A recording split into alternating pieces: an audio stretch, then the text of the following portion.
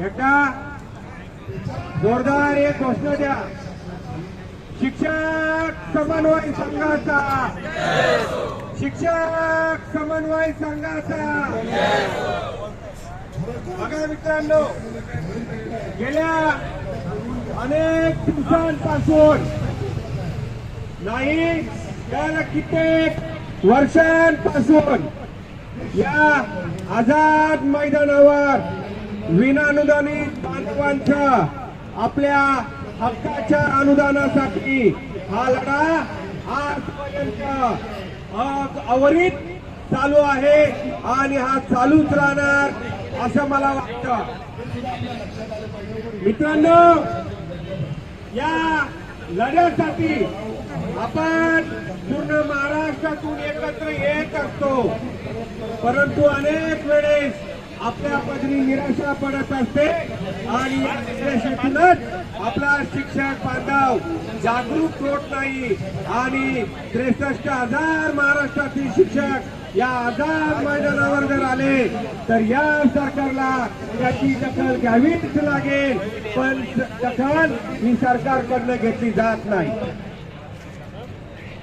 आदरणीय उपमुख्यमंत्री अर्थमंत्री अजितदादा यांचं स्टेटमेंट आहे की या विनाअनुदानित शिक्षकांना अनुदान देण्यासाठी जे काही अफिडेव्हिट करून दिलेलं होतं, जे काही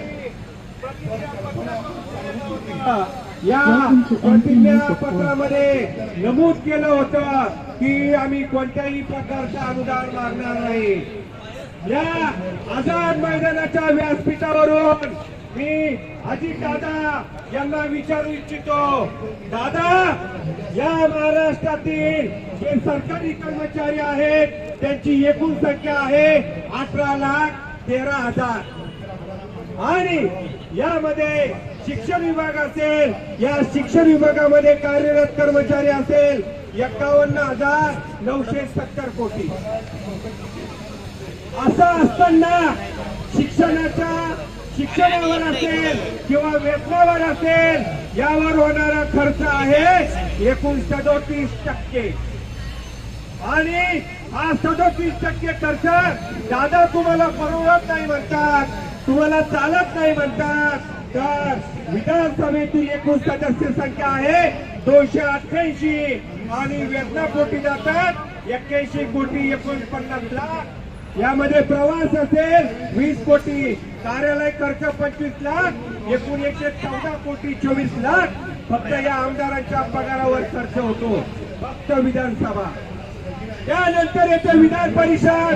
या विधान परिषदेवर एकूण 78 आमदार काम करतात आणि या आमदारांच्या वेतनावर जो होणारा खर्च आहे तो जवळपास होतो 25 कोटी 36 लाख एवढा खर्च होतो.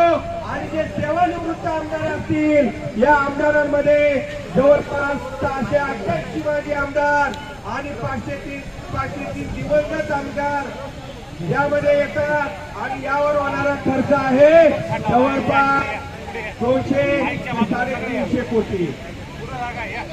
एकूण जर हा खर्च काढला, शिक्षकांच्या वेतनावर होणारा 35% खर्च आणि तुमच्या 400-500 लोकांवर जो खर्च आहे याची टक्केवारी जाते 57 ते 7% घरामध्ये. मग दादा, तुम्हाला आम्ही विचारू इच्छितो, जर जे प्रशासन चालवतात, जे प्रशासनासाठी जबाबदार घटक म्हणून या शिक्षक वर्गाकडे पाहिलं जातं, कर्मचारी वर्गाकडे पाहिलं जातं, त्यांच्या वेतनावरचा खर्च तुम्ही काढता, परंतु तुमच्या वेतनावरचा खर्चाचा हिशोब कोण देणार? हा हिशोब दादांनी दिला पाहिजे. तुम्ही अर्थमंत्री आहात दादा, जर या खर्च परवडत नाहीये तर तुमच्या 500 आमदारांवर होणारा खर्च तुम्हाला कसा काय परवडतो याचं उत्तर तुम्ही द्यावं. निवडणूक आयोगाने निवडणूक लढवताना प्रत्येक आमदाराला प्रतिज्ञापत्र सादर करावं लागतं की ह्या प्रमाणामध्ये निवडणुकीवर खर्च होतो. आपण सर्व शिक्षक आहात, आपल्याला माहिती आहे की हे आमदार प्रत्येक निवडणुकीमध्ये ऍफिडेव्हिट करून दिलेलं असताना, प्रतिज्ञापत्र करून दिलं असताना निवडणूक आयोगाचे सुद्धा नियम डावलून त्यापेक्षा जास्त खर्च होतो. त्यावेळेस त्या अफिडेव्हिट त्या प्रतिज्ञापत्राचं काय करायचं दादा, या प्रतिज्ञापत्राची तुम्हाला आठवण होते. मी आवर्जून सांगू इच्छितो, या सरकारची भूमिका जी आहे ही सरकारची भूमिका दोन टप्पी प्रकारची असते. दुटप्पी प्रकारचं हे शासन आहे. या शासनाला मी विचारू इच्छितो, तुम्ही मद्य व्यावसायिकांना सूट देतात की जे काही बांधकाम व्यावसायिक असेल त्यांना सूट देतात. तुमच्या वेळेस आमदारांना ज्या वेळेस निधी लागतो त्या निधीला कोणत्याही प्रकारच्या सरकारी तिजोरीवरचा खर्च बघितला जात नाही. पण माझ्या विनानुदानित बांधवांना अनुदान देण्यासाठी फक्त तुम्हाला 800 ते 1000 कोटीची तरतूद करायची आहे. करण्यासाठी तुम्ही जर तयार नसाल तर तुम्हाला शासनामध्ये राहण्याचा अधिकार नाही. मी दादांना सांगू इच्छितो, मी मुख्यमंत्र्यांना सांगू इच्छितो, मी देवेंद्रजी फडणवीस साहेब यांना सांगू इच्छितो की तुम्ही ज्या पद्धतीने बोलता, ज्या पद्धतीने दुटप्पी धोरण अवलंबता, हे धोरण आमच्या शिक्षकांच्या लक्षात आलेलं आहे. एक छोटासा देश आहे, आयर्लंड नावाचा एक देश छोटा, या देशामध्ये शिक्षक रस्त्यावर उतरला काही वर्षांपूर्वी, त्या देशाची सत्ता त्या शिक्षकांनी हाणून पाडली. येणाऱ्या निवडणुकांमध्ये जर तुम्ही माझ्या विनानुदानित बांधवांना न्याय देत नसाल तर हे 1 लाख शिक्षक आणि यांच्याबरोबर असणारे त्यांचा परिवार असेल, नातलग असेल, तुमचा एकही आमदार निवडून येऊ शकत